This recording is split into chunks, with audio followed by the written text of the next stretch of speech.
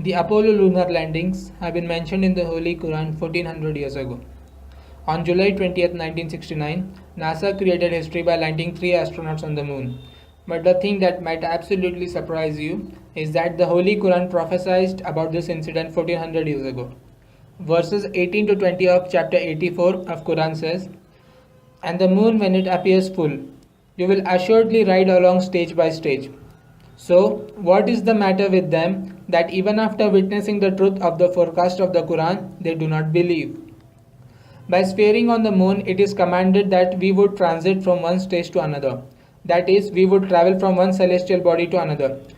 The way the previous verse began with the mention of the moon, it becomes clear that the upcoming talk is about the moon.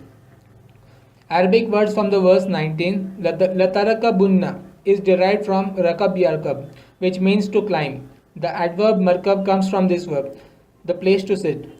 The thing upon which we rest our leg while sitting on the horse is called rakab, derived from the same word. The word Lataraka bunna gives us evidence that venturing in space would be on a vehicle. Definitely. Imam Raghib Esfahani says, Rakub. This word is actually used when a human travels on an animal, but this word is also used for traveling in a ship.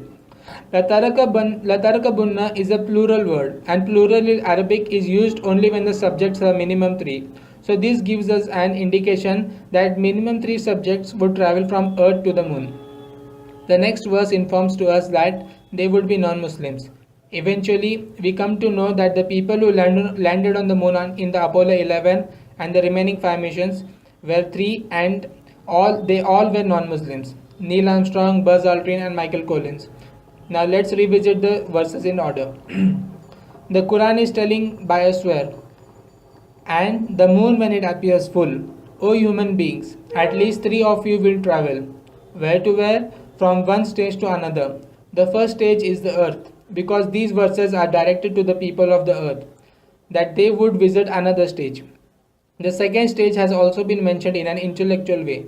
Had it been mentioned the moon directly instead of the stage, then the man's reach in the universe would have been limited to the moon alone. God did not want the human's reach in the universe to get limited to the moon alone. Instead, he wished and desired that the limits of the human's reach should be all over the space. That is why the word tabak has been generalized, so that man's reach doesn't get limited and he finds the answers to the mysterious secrets of the universe.